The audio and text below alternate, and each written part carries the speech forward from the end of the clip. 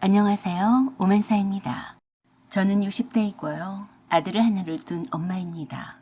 제가 글 쓰는 재주가 별로 없어서 대충 내용이 어수선하더라도 이해해 주세요. 생전에 제가 글을 써봤어야죠. 그저 고객들 전화번호나 끄적이고 배달 주문 주소나 적어본 게 다인데요. 대충 여기저기에 올라와 있는 것들을 보니까 전부 다 시어머니 욕이나 며느리가 시어머니한테 당했던 일들이나 시댁 식구들이 갑질했던 내용들이 많더라고요. 저는 그런 것은 아닙니다. 저도 가슴이 답답하고 어디에다 하소연을 할 데도 없어서 일단 글로서 제 타들어 가는 속마음을 표현하려고 합니다. 바로 제 아들에 관한 겁니다. 저한테는 제 아들이 제 생명줄이나 마찬가지였어요. 그 애가 아니었으면 제가 어떻게 그 세월을 버티면서 살았을까 싶습니다. 제가 나름 멘탈도 강해서 웬만한 일에는 쉽게 상처도 받는 타입도 아닙니다. 그런데 제 아들에게 받는 상처는 쉽게 넘어가지 않는 것 같아요. 이게 제 욕심이고 그저 아집인지도 잘 모르겠습니다. 그 사건 이후에 저는 아무런 의욕도 생기지도 않고 내가 무엇을 위해서 이렇게 살았었나 하고 돌아보게 되더라고요. 시간을 거꾸로 되돌아간다면 과연 나는 또 그런 바보 같은 짓을 했을까요? 결혼한 후에 바로 가진 제 아들 녀석은 세상에 둘도 없는 신이 내린 선물과도 같았습니다. 뭐가 그렇게 눈에 씌어서 남편과 결혼을 했는지는 모르지만 신혼 때도 남편이 멀게만 느껴졌습니다. 제가 참 정신머리가 없는 여자였나 봅니다. 그때도 연애 결혼이 허다했지만 제가 변변찮았는지 남자들 앞에만 있으면 쑥맥처럼 말도 제대로 못하곤 했으니 연애다운 연애도 못해보고 제 아들 녀석 아빠를 선보고 만나 결혼을 해버렸어요. 사실 그땐 제가 자존감이 바닥을 길 때였어요. 제가 처음으로 짝사랑을 했던 동네 친구에게 가차없이 거절을 당했었던 것이 큰 트라우마였었나 봅니다. 그 뒤로 소개를 받아서 몇 번의 사람을 만나보긴 했지만 그때마다 저는 쪼그라져서 말도 제대로 못하고 눈도 제대로 못 마주쳤으니 그런 저를 얼마나 좋아하는 사람이 있었겠어요. 그럼에도 불구하고 그런 날을 아들 아빠는 첫 만남 이후에 애프터 신청도 해주고 나름 다정다감했습니다. 제가 거기 싹 넘어간 것 같아요. 지금은 그 당시 제가 참 바보 같고 어리숙해서 후회가 되긴 하지만 어쩌나요? 이미 지난 세월이고 다 제 탓인걸요. 순진했던 어린 시절의 그날을 싹 삭제해보고 싶지만 그래도 그때는 잠깐이었지만 참 행복했었네요. 그래도 모두 다 후회가 되는 것은 아니었습니다. 제가 아들을 낳은 것은 절대로 후회하지 않습니다.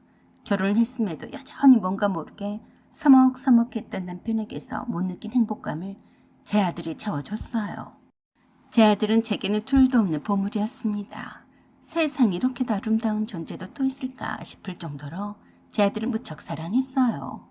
물론 모든 이 세상의 엄마들도 그런 마음이겠지만 저는 더 특별했던 것 같습니다. 그건 바로 제가 남편의 사랑을 받지 못하고 살아왔기 때문이 아닌가 싶어요. 나한테 남편이란 존재가 있었나 싶기도 합니다.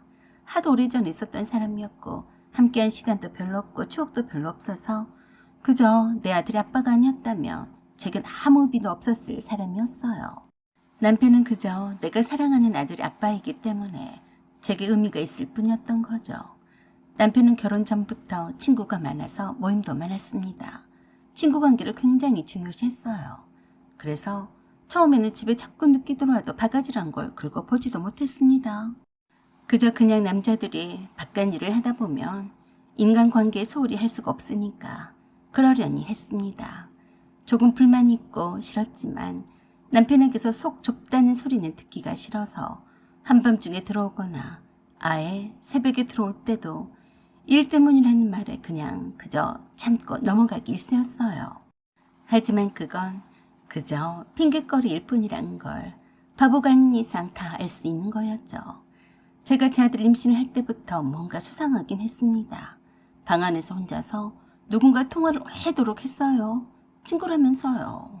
자주 그렇게 통화를 하면서 주말에도 몸에 향수를 뿌려가며 나가는 봄이 흡사 여자와 데이트 약속을 한 것 같아 보였는데 그게 사실이었다니 얼마나 기가 막힐 노릇입니까? 배불뚝이 아내를 혼자서 내버려두고 딴 여자랑 바람 피러 다니다니요. 남편은 딱 잡아댔어요. 오히려 남편을 의심한다면서 저를 나쁜 년 취급을 했습니다. 남편을 믿고 싶었습니다. 불쾌하고 찜찜한 기분으로 나날을 보냈지만 아들 낳은 후에는 남편이 괜찮아지겠거니 싶었어요. 그때도 새벽에 집에 들어오는 남편에게 제가 바람 피는 거냐고 따져 묻자 대번에 그랬습니다. 이 여자가 미쳤나? 내가 몇 번을 말을 해. 집에 처박혀 있으면서 밖에서 일하느라 친구들 좀 만난 거 온 걸 가지고 바람 폈다고 하냐? 너는 네 아버지가 맨날 그러고 살았어. 보고 배운 게 그것밖에 없어? 뭐?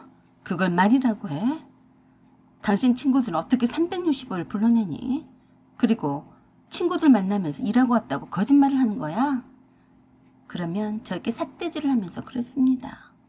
너처럼 친구들도 하나도 없으니까 뭘 알겠어? 남자는 인간관계가 곧 능력이야. 다 일 때문에 만나는 거라고. 피곤하니까 저리 가. 남편은 오히려 저를 더 나무라고 큰소리 쳤습니다. 그런 후엔 더 대놓고 외박도 하고 집에 늦게 들어오는 날이 잦았어요. 저는 아들을 낳은 이후로는 되도록이면 집에서 남편과 큰소리로 다투는 일을 삼가려고 노력했습니다. 제 아들만 보면 남편에게 받았던 스트레스도 눈 녹듯이 녹아내리는 것 같았어요. 남편과의 사이의 일도 되도록이면 바깥으로 내뱉지도 않았습니다. 오히려 다른 사람들이 알게 될까봐 조마조마했어요. 남편이 밤에 늦게 들어오고 외박도 잤다면 모두 다 바람을 핀 거라고 생각하잖아요. 원래 남들은 남 얘기를 주전부리처럼 잘 꺼내서 씹어먹곤 하잖아요.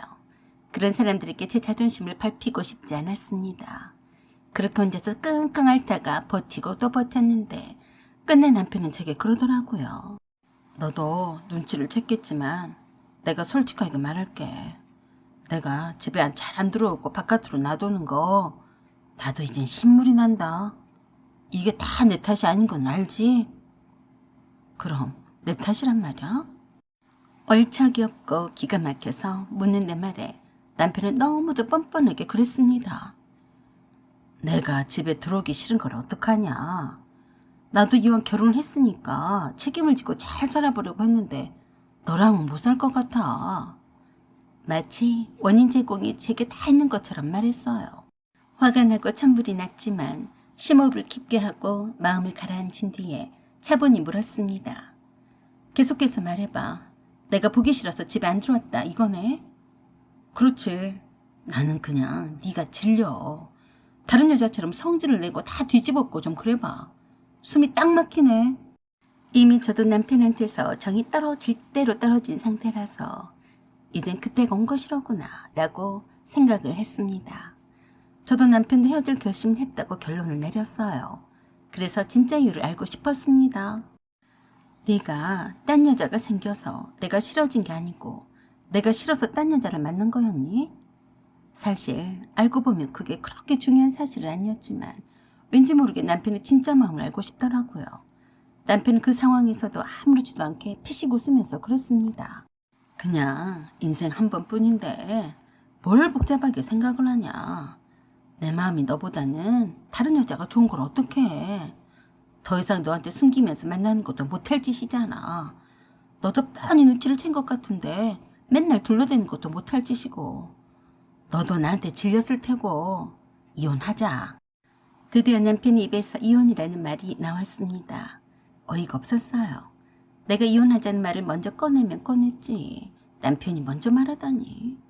남편은 무엇이 그렇게도 당당한지 그 태도가 더 우라통이 났습니다. 오기가 나더라고요. 그래서 제가 바로 뱉은 첫 마디가 그랬어요. 미쳤냐? 누구 좋으라고 이혼을 해? 이제까지 나를 농락하며 노니까 재밌었니? 어디도 갖고 놀아봐. 이혼은 꿈도 못 꿀 거다. 네 몸만 나가. 그러자 남편이 그러더군요. 미안하지만 내가 너한테 줄 것은 하나도 없다. 알다시피 이 집도 우리 엄마 명의로 되어 있잖아. 그리고 내가 모아놓은 돈 있기를 하냐 어쩌냐? 네가 내 아들을 두고 나가라. 엄마랑 아주 어렸을 때 헤어지는 게 더 좋지 않겠어? 우리 복댕이는 우리 엄마가 있으니까 걱정 말고 너는 네 갈 길을 가. 알았어? 그러면서 남편은 제게 이혼 서류를 내밀고는 도장을 찍으라고 압박을 했습니다. 그리고 저희가 아주 모욕적인 말을 하기 시작했어요. 추잡스럽게 왜 이러고 살아? 내가 보기가 참 안타깝다. 나는 너한테 요만큼도 애정이 없다니까 그러네. 너도 마찬가지잖아. 그냥 이혼하자, 어? 아들을 두고 가라니 해견말을 하길래 치가 떨렸습니다. 죽으면 죽었지. 절대로 이혼을 못 해준다. 네가 나한테 천금을 준다고 해도 이혼을 못한다. 알았냐? 네가 바람이 나서 이혼을 요구하는 주제에 적어도 내게 미안한 생각은 들어야 정상이 아니냐? 그 말에 열받은 남편이 제 목을 조르기 시작하더라고요. 네가 아직도 나한테 정이 붙어있나 보네. 네가 죽어야 이혼을 한다 이거냐? 어디 한번 내 손에 죽어봐라. 내가 정을 떼줄 테니까 어디 죽어봐. 이래도 이혼 안 할 거야? 어? 처음엔 저에게 겁만 주려고 그런가 보다 생각했어요. 그런데 남편은 무섭게 제 목을 조르더니 쉽게 놔주지 않아서 무서웠습니다. 저를 정말 죽이려고 그러는 것 같았어요. 이런 남자와는 빨리 이혼하는 게 답이란 생각이 들었습니다. 이혼을 해주겠다고 했더니 그제서야 남편이 제 목을 조르지 않았어요. 그러면서 제가 하는 말에 하늘이 무너지는 줄 알았습니다. 그러게 좋은 말로 할 때 말을 들을 것이지. 왜 내가 죽인다고 하니까 말을 들어? 이게 다 네 탓이야. 내가 일단 내 짐부터 뺄 테니까 너는 천천히 네 살 길을 찾아서 나가. 저는 너무 모욕적이고 자존심이 상해서 아들 방에서 한없이 울었습니다. 남편은 뭐가 그렇게도 신이 났는지 짐을 싸면서 흥얼대는 것 같았는데 기가 막히더라고요. 그날 이후로 남편이 집을 나간 이후로 한 석 달 동안 연락이 없었어요. 가져간 이혼 서류는 어쨌는지 서류상으로는 아직 이혼한 상태가 아니었어요. 남편은 석 달 만에 아들 얼굴을 보러 왔으면서도 제게 밥상을 차리라고 하더라고요. 제가 미쳤나요? 밥상 차려 바치게. 아들 양육비는 주라고 했더니 알았다고 하면서 깜깜 무소식이었습니다. 그냥 제가 남편을 포기했습니다. 제겐 아들이 있었으니 살아갈 희망이 보였던 겁니다. 남편 까짓거 싸구려 남편 냅다 버리면 그만이고 난 그저 내 아들과 잘 살면 된다고 생각을 했습니다. 무슨 일을 해도 힘이 날 것만 같아서 두렵지는 않았습니다. 단지 주변에서 걱정하며 바라보는 시선들이 더 힘겨웠어요. 진심으로 격려를 해주고 힘을 주면 얼마나 좋을까요? 제가 가진 게 너무 없어서 안 해본 일이 없었어요. 내가 하나뿐인 금쪽 같은 아들은 무슨 일이 있어도 잘 키울 거라고 다짐을 했습니다. 남편은 아예 집을 나가서 다른 여자와 살림을 차렸는지 어쨌는지 그 뒤로는 본 적이 없었어요. 법적으로 이혼을 안 한 상태로 그렇게 살아왔습니다. 제 목을 졸라가며 이혼 요구를 하던 남편이 이혼 서류를 아예 접수를 하지 않는 것이 미안했습니다. 아마도 시어머니께 제 아들을 키워달라고 하고선 저를 내쫓을 생각이었는데 시어머니가 죽어도 그렇게는 못한다고 하신 모양이었어요. 그것 때문에 시어머니와 남편 사이가 좋지 않았어요. 시어머니는 제게 말을 많이 아끼셨지만 늘 제게 미안해하는 눈치였습니다. 너라도 우리 손자를 버리지 않고 키워줘서 정말 고맙다. 내가 네가 고생하는 거 다 안다. 언젠가는 돌아올 거야. 자식 있는데 별 수 있냐? 이혼하면 뭐하냐? 자식은 하늘이 주신 건데 자식 보고 살아야지. 시어머니의 말씀이 별로 위로가 되는 것은 아니었지만 제 아들을 위해서라도 굳이 이혼까지 할 생각은 하지 않았어요. 남편이 돌아오는 것도 싫기도 했고 그저 아들과 둘이 사는 생활도 나쁘지 않다고 생각을 했습니다. 속 편하고 좋더라고요. 단지 남편이 생활비를 보태주면 좋겠다는 생각은 했었네요. 먹고 살기가 힘들다 보니 어쩌다 가지고 있는 돈이 별로 없어서 생선 가게를 하게 되었습니다. 그때만 해도 주택가 주변에 큰 슈퍼나 마트가 큰 길가 외에는 없어서 조그만 반찬거리를 파는 야채 가게를 열었습니다. 남편에게 버림을 받고 혼자서 아들을 키우는 저를 불쌍히 여기는 친정엄마가 직접 키운 각종 야채들을 거의 무상으로 제공해 주셨어요. 호박, 고추, 시금치, 상추, 오이, 당근이랑 마늘, 미나리 등을 팔기 시작했어요. 아주머니들이 저녁거리 반찬을 준비하려고 자주 찾더라고요. 그렇게 해서 콩나물도 직접 키워서 팔았고 두부도 직접 만들어 팔기 시작하면서 하나둘씩 가짓수가 늘게 되니까 생선까지 팔게 되었습니다.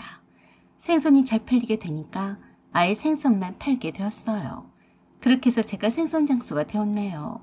제 아들이 착하고 공부도 잘해서 늘 뿌듯했습니다. 장사를 하느라 세심하게 잘 챙겨주지는 못했어도 저는 최선을 다해 아들을 잘 키워냈어요. 제겐 오로지 아들 하나뿐이었고 그 아들을 위해서 힘을 내서 장사를 해왔습니다. 하나뿐인 금쪽이 아들의 길을 죽이기 싫어서 해달라는 것은 다 해줬습니다. 아들이 입에 들어간 것은 제일 맛나고 고급인 걸로 먹였고 옷도 신발도 좋은 것만 사서 입히고 싶더라고요. 그게 제 낙이었습니다. 생선 가기는 얼씬도 못하게 했습니다. 차라리 그 시간에 공부라도 더 하라고 했어요.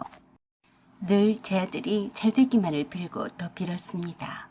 드디어 7급 공무원 시험에 합격을 했다는 소식에 얼마나 기쁘던지 보는 사람마다 자랑을 해댔지 뭡니까. 그게 뭐라고 너무 행복하더라고요. 제 아들은 제게 그런 존재였어요. 행복을 주는 존재 그 자체였습니다. 저는 시장통에서 생선 가게를 하느라 명품 가방 같은 거 구경도 못하고 삽니다만 제 아들은 뭐든지 최고급으로 해주고 차려입혔습니다. 제가 돈 번 이유가 무엇인데요? 아들 때문이니까요. 고등학교를 졸업한 이후로 원룸을 하나 얻어줘서 거기서 아들이 저와 떨어져서 살게 되었는데요. 그런데 그 금쪽이 아들이 7급 공무원에 합격한 이후로 저를 조금 부담스러워하는 것 같았습니다. 아들이 사는 원룸에 늘상 반짝거리를 잔뜩 챙겨서 이고지고 가는 것이 제 즐거움 중에 하나였는데 못 오게 하더라고요. 엄마, 다 큰 아들 집에 연락도 없이 오시면 어떡해요? 전에 갖다 줬던 반찬도 다 못 먹었어요. 그만 갖다 줘요. 이거 안 먹어도 밖에서 사 먹으면 되니까 이제 그만 오세요. 상당히 섭섭했지만 이해하려고 했습니다. 그럴 수도 있겠다 싶어서 2달 동안을 가지 않았는데 아예 저를 찾지도 않더라고요. 저의 유일한 낙이었는데 못 오게 하다니 엄청 서운하더라고요. 그럼 언제 아들 얼굴 보나요? 제가 아쉽고 궁금해서 아들에게 전화를 해도 잘 받지도 않을 뿐만 아니라 톡으로 바쁘니까 나중에 통화하자고 했습니다. 그래서 퇴근 후 저녁 시간에 일부러 전화를 했더니 그러더라고요. 엄마, 이젠 엄마 아들 다 컸어요. 밥도 잘 챙겨 먹고 다니고 그럴 테니까 제 걱정은 마세요. 다음에 통화해요. 지금 친구들이랑 있어서 길게 못해요. 반찬거리 챙겨주려고 아들이 사는 원룸에 가려고 했는데 물어보지도 못하고 끊기 일쑤였어요. 그래서 마음이 급한 제가 아들 집에 갔는데 세상에 현관문 비번이 바뀌어 있더라고요. 영 왔는데 어쩝니까?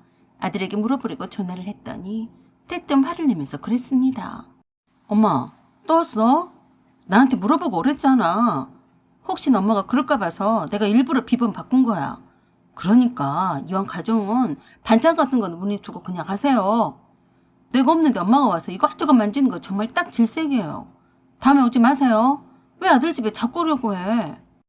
아들은 끝까지 비번도 가르쳐주지도 않고 냉정하게 자기 할 말만 하고 끊더라고요.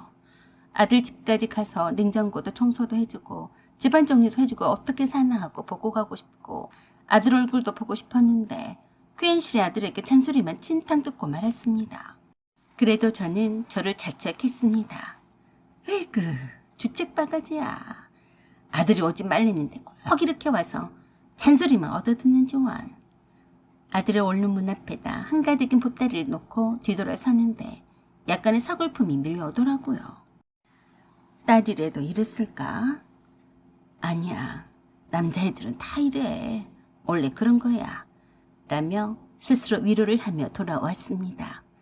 아들이 7급 공무원 시험에 합격한 이후로 참 얼굴 보기가 하늘의 별 따기였어요. 아들한테 전화기도 눈치도 보였고요. 이제 다 키웠는데 편하게 내버려 두자고 했습니다.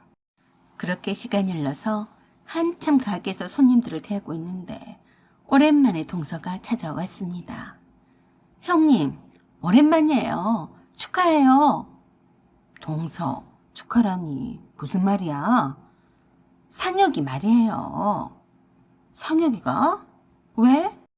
왜 그래요? 상혁이가 결혼한다면서요. 뭐? 상혁이가 결혼한다고? 뭔 소리야? 그러자 동서가 깜짝 놀라며 그랬습니다. 어머, 형님 모르고 있었어요? 설마 지금 일부러 장난치시는 거 아니에요? 동서, 내가 할 소리네. 상혁이가 장가를 가면 내가 모를 리가 있나? 그러자 동서가 눈을 동그랗게 뜨고 놀라워했습니다. 진짜예요? 상혁이가 상견례줬다던데? 그럼 그 자리에 형님이 안 나갔어요? 그 말에 저는 기절 초풍하는 줄 알았습니다. 뭔 소리야? 누가 상견례를 해? 상혁이가요. 틀림없이 상견례를 했다고 들었는데. 누구한테 들었는데 그래? 어머니한테서요. 어머니 무릎 수술하신 데가 아프다고 해서 병원에 모시고 갔었는데 그때 그랬어요. 어머니가 집에 가셨나? 왜 없는 말씀을 하시지? 이상하네. 그래? 어머니가 착각하셨나 보네. 그런데 동서가 머리를 갸우뚱하더니 그랬어요. 그런데 형님, 상혁이가 어머니한테도 인사를 왔어요. 그때도 아주버니랑 작은 형님이랑 같이 왔다고 하던데요. 동서가 그 말에 깜짝 놀랐습니다. 뭐? 진짜야? 난 어머니한테 든 거예요. 그럼 형님은 그것도 모르고 있었어요? 순간 그럴 리가 없다고 생각을 했지만 불길한 생각은 틀리지가 않더라고요. 설마 하면서 그럴 리가 없을 거야 라고 하면서 곧바로 아들에게 전화를 걸었습니다. 한참 만에 전화를 받던 아들이 숨 넘어간 소리로 그랬습니다. 엄마, 지금 바쁜데 무슨 일이야? 이것만 빨리 말해줘. 너 할머니 집에 결혼할 여자 데리고 갔었니? 아, 그거요? 얘기가 길어지니까 집에 가서 전화를 드릴게요. 아니라는 대답을 듣고 싶었던 저로서는 하늘이 무너지는 듯해서 제정신이 아니었습니다. 그래서 저도 모르게 갔어, 안 갔어? 그것만 말해. 그랬더니 아들이 절망적이게도 제게 그렇게 말했습니다. 엄마, 무식하게 어디서 소리를 지르고 그래? 끊어요. 라고 하며 제 말도 끊어버리고 일방적으로 끊어버렸습니다. 내가 너를 어떻게 키웠는데 엄마를 투명이가 취급을 하다니. 그때 어린 아들을 시어머니께 맡기고 남편과 이혼을 하고 나와서 나도 딴 남자를 만나서 재미나게 한 인생을 살아볼 것을 그랬나 하고 후회가 되었습니다. 남편의 접인 그 여자가 내 아들을 키울 수가 없다고 하고 시어머니도 내 아들을 키울 수가 없으니 이혼을 반대를 했습니다. 내가 내 아들을 혼자서 키우느라 발버둥을 칠 때 단 한 번도 도와준 것도 없이 그 여자랑 재미나게 사는 데만 열중했습니다. 만일에 남편의 첩인 그 여자가 임신이라도 했으면 이혼을 했을 겁니다. 저는 그냥 있으나 마나 하는 남편과 그냥 그대로 따로 살았을 뿐이에요. 내가 누구 때문에 그런 대접을 받아가며 살았는데요. 내 아들을 키우는 동안에 양육비 한 푼을 못 받았습니다. 주란 말도 안 했어요. 더 억울한 건 키울 때는 내가 다 고생해서 키웠는데 남편과 참년이 내 아들의 부모 노릇을 하는 건 절대로 용서가 안 됩니다. 낮바닥에 철판을 깔았는지 본처에 내가 버젓이 있는데도 시댁 식구들과 어울려 다니는 것도 천불이었는데 자식까지 뺏기다니 이게 말이 됩니까? 백지장처럼 하얘진 채로 의자에 털썩 주저앉는 나를 지켜보던 동서가 제 손을 잡으며 그랬어요. 형님, 그럼 상혁이가 상견례를 한 것도 몰랐단 말이에요. 어쩜 그럴 수가 있어? 그래도 그렇지. 상혁이가 상견례에 형님 대신에 작은 형님을 데리고 나갔단 말이에요. 뭐예요? 기가 막혀. 그때부터 멍해져서 아무것도 귀에 들어오지도 않아서 그냥 직원에게 가게를 맡기고 정처 없이 거리를 쏘다녔습니다. 얼빠진 사람처럼 그렇게 정처 없이 여기저기를 다니다가 혹시 아들한테 전화가 올지 몰라서 차분히 집에 가서 아들의 전화를 조용히 기다렸어요. 아들의 퇴근 시간이 한참이나 지났는데도 전화가 오지 않더라고요. 열이 받은 김에 당장 아들이 산 원룸으로 달려갔습니다. 아들이 집에 있더라고요. 배를 눌렀더니 어떤 아가씨가 누구세요? 라고 하길래 대답을 하지 않고 있었더니 아들에게 그랬습니다. 상혁씨, 나가봐. 말을 안 해. 택배겠지. 내가 나가볼게. 라고 하며 바로 문을 열었습니다. 저를 보더니 잠깐 혼란 눈치더니 이내 아주 곤란한 표정을 지었어요. 그러면서 뒤에서 그 아가씨가 물었어요. 상혁씨, 택배 맞아? 그런 것 같아. 라고 하며 현관 밖으로 문을 열고 나와서 다시 문을 닫아버렸어요. 엄마, 이렇게 오시면 어떻게 해요? 내가 몇 번을 말해야 해요? 신경질 나네. 왜 오셨어요? 그래서 제가 물었습니다. 너 나 모르게 상견례까지 했다는데 사실이냐? 그것 때문에 온 거예요. 사실이에요. 이젠 돌아가세요. 제가 어련히 알아서 차근차근 말씀을 드릴 텐데 왜 그래요? 완전히 귀찮아하는 표정이었어요. 그래서 제가 그랬습니다. 문 열어라. 여기는 내 집이다. 들어가서 왜 나 몰래 할머니한테 네 여친을 인사도 시키고 나 몰래 내 대신에 첩년을 상견례에 들고 갔는지 그 이유를 들어야겠다. 그러자 아들이 제게 그러더라고요. 엄마, 그 냄새 나는 몸으로 어디를 들어가려고 그래요? 뭐? 냄새가 난다고 했니? 왜 모른 척 하세요? 엄마한테서 생선 비린내가 얼마나 나는 줄 알기나 해요. 그래서 엄마를 상견례 오라고 말 못한 거예요. 쪽팔리잖아요. 우리 장모님은 얼마나 세련된 분인데요. 뭐야? 엄마, 아들 인생을 망치고 싶지 않으면 빨리 돌아가요. 엄마가 당장에 저한테 실망할 수도 있겠지만 저도 작은 엄마를 엄마 대신에 데리고 가고 싶었겠어요. 빨리 가세요. 엄마가 온 줄 모르니까 빨리 가라고요. 내가 못 살아. 왜 이 밤중에 달려와서 못 살게 하는지. 으이구. 그러면서 저를 반강제로 엘리베이터 쪽으로 밀쳤습니다. 그때 문이 열리면서 아들 원룸에서 나온 아가씨가 제 아들을 큰 소리로 불렀습니다. 상혁 씨, 무슨 짓이야? 그러자 그 말에 놀란 아들이 그러더라고요. 왜 나왔어? 어서 들어가. 내가 나오든지 말든지 무슨 상관이야? 그 말에 아들이 어쩔 줄 몰라 했어요. 저분은 누구셔? 이분은 택배 아줌마야. 택배가 잘못 와서 얘기 중이었어. 그 말에 저도 모르게 아들의 등짝을 세게 때렸어요. 이 미친놈의 새끼가 뭐 어째? 엄마한테 택배 아줌마? 그러자 그 아가씨가 저를 말리면서 곱게도 인사를 했습니다. 상혁 씨 어머니신가 본데요. 처음 뵙겠습니다. 일단 들어가세요. 제 아들은 참 난감해하는 눈치면서도 에라 모르겠다라는 표정이었어요.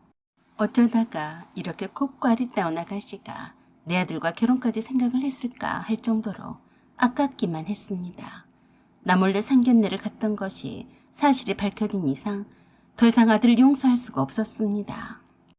그래서 아들에게 말했어요. 내가 너를 한참 잘못 키웠다. 이제 나도 깨달았으니 더 이상 네 탓은 하지 않으마. 대신에 네가 나를 버렸으니 나도 너를 버리마. 내 집에서 당장 나가라. 여긴 내 집이야. 그리고 내가 생선 냄새 펄펄 풍기며 밤낮으로 일해서 모은 돈으로 네가 장가 가면 집 사주려고 했는데 잘 됐네. 내가 뒤늦게라도 정신을 차렸으니 망정이지. 큰 실수할 뻔했다. 이 택배 아줌마는 갈 테니까 아쉬울 때 찾아올 생각은 전혀 하지 마라. 라고 하며 나왔습니다.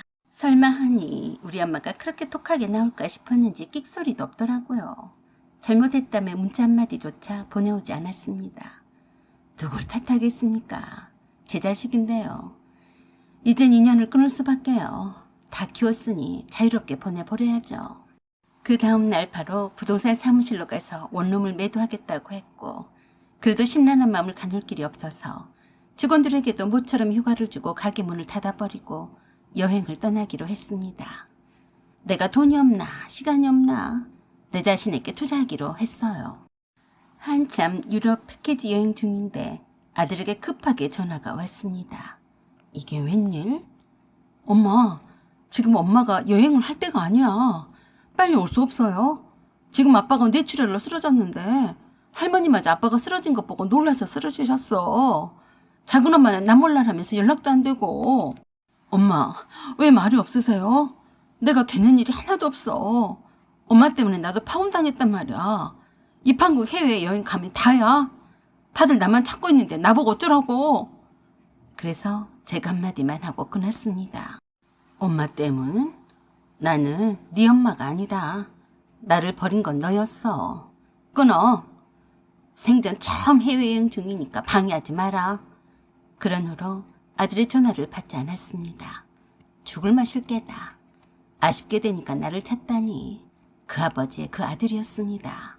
어차피 혼자 태어나서 혼자 가는 인생입니다. 아들에게서 딴 곳으로 눈을 돌려보니 세상은 참 아름답더이다. 풀 한 폭이 길가에 있는 이름 모를 야생화도 이렇게 이쁘게 피어 있었나 싶을 정도로 눈에 들어오더군요. 제가 세상을 너무 좁게 살아왔음을 깨달았습니다. 아직 세상은 볼 것도 누릴 것도 엄청 많은데 내가 왜 자식만을 바라보고 살아야 하나요?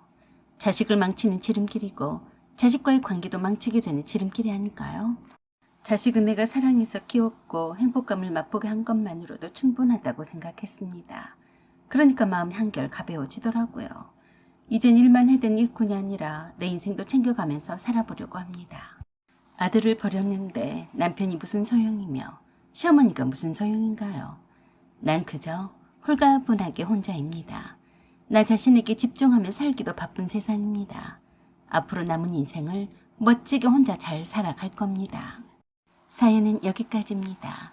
구독과 좋아요, 알림 설정 부탁드려요. 감사합니다.